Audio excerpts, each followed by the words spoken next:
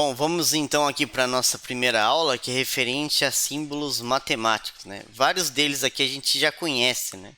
Eu acredito que todos aí já conheçam, né? Por exemplo, esses quatro primeiros aqui, no caso o símbolo da adição, né? Da soma, subtração, divisão e multiplicação.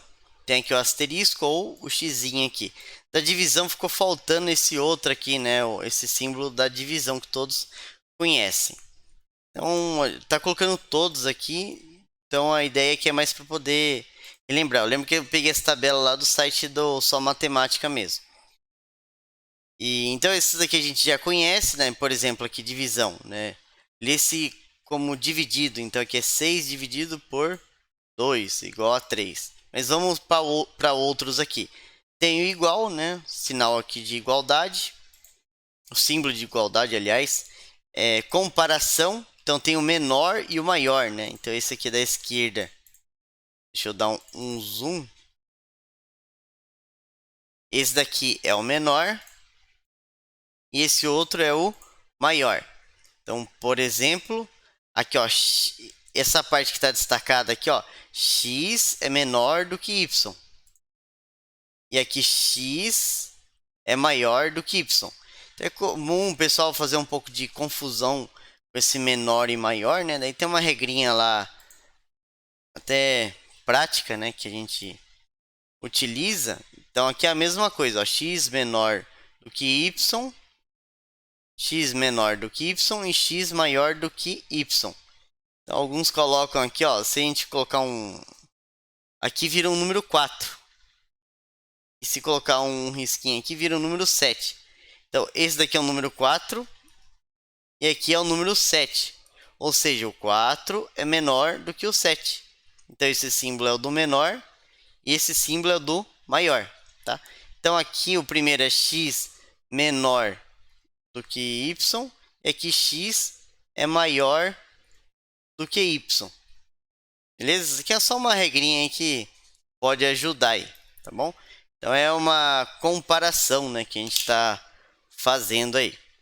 Voltando, eu não vou, alguns eu vou passar mais rápido aqui porque a gente já conhece.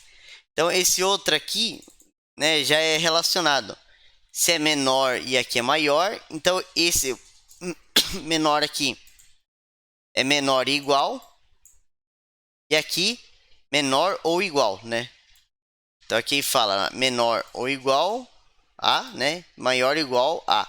Então nesse caso, ó, x é menor ou igual a y, e aqui x é maior ou igual a y. Então é isso aqui que a gente tem, né? Vamos ver. Conforme for precisando, a gente vai utilizando.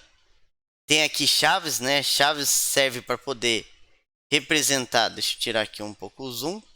As chaves é para representar um conjunto. Então aqui a gente está aqui entre chaves, daí tem o ABC, né? Então esse daqui representa o conjunto composto por A, B e C. Então quando a gente coloca sempre aqui entre chaves, no caso é um conjunto. Se você só colocar abrir e fechar aqui chaves, vamos dizer assim, né? E eu colocar essa simbologia aqui, é conjunto vazio. Então aqui diz, né? Significa que o conjunto não tem elementos, é um conjunto vazio. Então nesse caso aqui, o A tem esses três números aqui, né? Esses três elementos. O B, ou 4, 5, 6, esses dois aqui. E aqui é uma outra simbologia, vai aparecer daqui a pouco, mas A interseção com B é igual, tá dando aqui um conjunto vazio. Interseção seria o que é comum, né? O que é comum entre A e B? A tem 1, 2, 3, o B tem 4, 5, 6. Então nenhum dos dois tem elementos que são comuns. Então o resultado do conjunto A, que é interseção, né, no conjunto B, é um conjunto vazio. Então aqui é só um exemplo mesmo. Tem esse, como se fosse um azinho aqui de ponta cabeça, né? Ele significa para todo. Então, no caso aqui, para todo ou para qualquer que seja. Então, tem um exemplo aqui, para todo x maior do que zero. Então, para todo x maior que zero, x é positivo. Então, nesse caso aqui, significa que para qualquer x maior do que zero, né, o x, no caso aqui, é positivo. Então ele está lendo basicamente o que está escrito aqui, ó. Então aqui para todo x maior que zero, né? Implica aí que x é maior que x é positivo. Tem esse ezinho aqui, esse ezinho significa pertence. Então indica relação de pertinência. Então 5 pertence a um conjunto aqui dos naturais que a gente vai estar estudando depois. Esse ezinho com risco aqui é não pertence. Então ele fala que nesse exemplo, ó, -1 não pertence ao conjunto dos naturais. Ah, mas a gente não estudou conjuntos, não tem problema. A gente vai estar vendo aí na aula, acredito que na 3, mas é só para a gente ver mesmo. Então, quando você fala do pertence ou não pertence, está falando um elemento em relação, por exemplo, a algum conjunto. E agora tem esse E aqui que é de existe, né? No caso, aqui ele indica, no caso, a existência, né?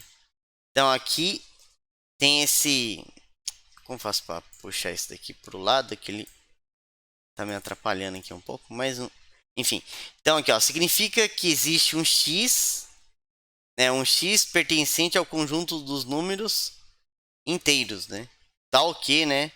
X é maior do que 3. Então, do jeito que está aqui escrito, né, fica um pouco confuso. Então, existe um x, né, no caso, existe um x que é pertencente ao conjunto dos inteiros. Então, esse z aqui é inteiros, né, a gente vai estar estudando depois. E tem essa barra aqui, né? No caso, significa tal que x é maior do que 3. Então falar, ah, não estou entendendo nada. Aqui a ideia aqui, na verdade, é que já tem uma expressão já grande, né? Então existe um x pertencente ao conjunto dos inteiros, tal que x maior do que 3. Então a ideia aqui, na verdade, é só, vamos olhar só para o ezinho aqui por enquanto, né? Que ele é o pertence aí. Ou pertence não. Esse existe aqui, quer dizer, né? Que a gente já passou. Aqui tem o C e o Czinho aqui, né, com uma barrinha, né? Então ele fala que no caso é um conjunto em relação a outro, né? No caso esse Czinho aqui parece uma letra C, ele significa estar contido. Então um conjunto natural está contido no conjunto dos inteiros. Ou aqui não está contido.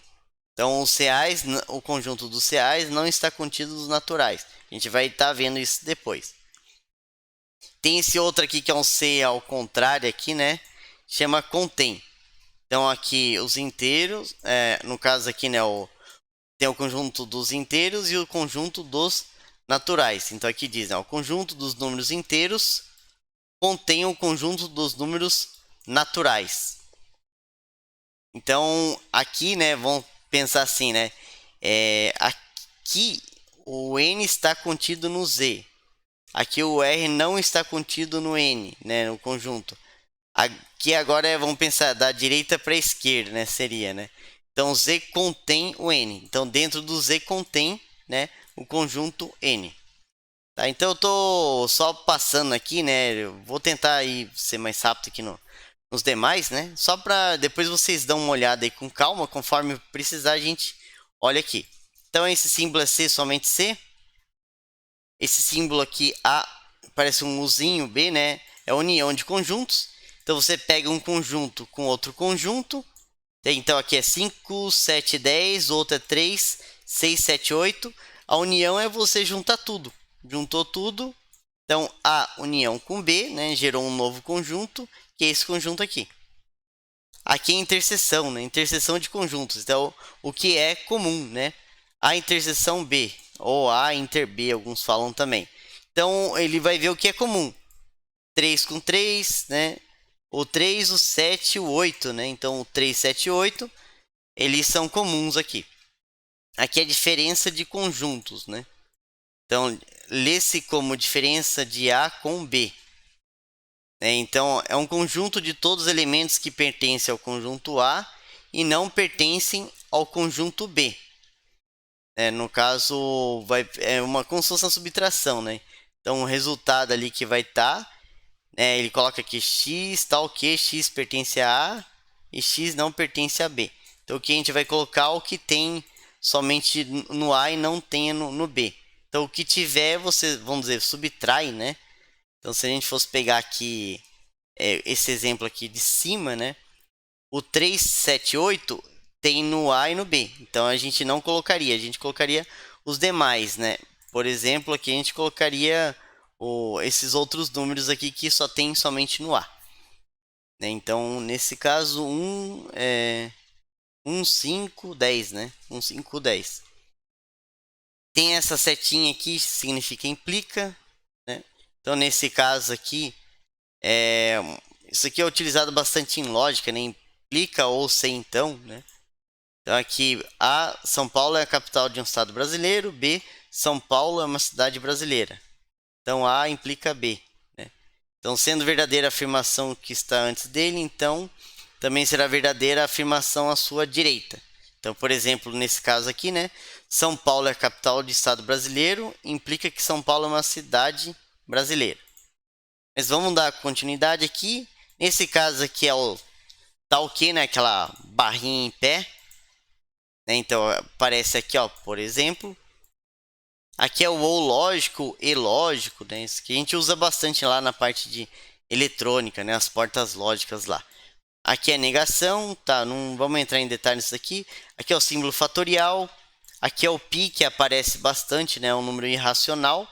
Então tem aqui os valores dele, né? 3,14, 15, enfim. Ele é um número irracional, ele não tem fim, né? No caso, aqui o símbolo do infinito, o símbolo do somatório. Né? Depois a gente vê aí um conteúdo aqui, mas aqui já tem um exemplo, né? Apesar que esse exemplo aqui não está muito legal. Mas depois a gente comenta aí. Aqui é símbolo de integral, limite, que a gente utiliza bastante em curso superior, lá na disciplina de cálculo. Log é o logaritmo e o ln é o logaritmo neperiano, né?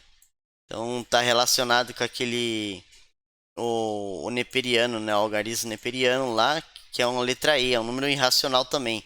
O valor dele é aproximadamente 2,71, 2,72 aí. Então a ideia aqui, na verdade, é mais só dar uma pincelada, né? Nesses símbolos aqui, tá? Conforme a gente precisar, a gente recorre aqui também, tá? Então depois peguem aí, façam uma leitura aí com mais calma, né? Que vocês vão entender, certo? Então vamos finalizar aqui e a gente continua na próxima aula aí, na aula 2.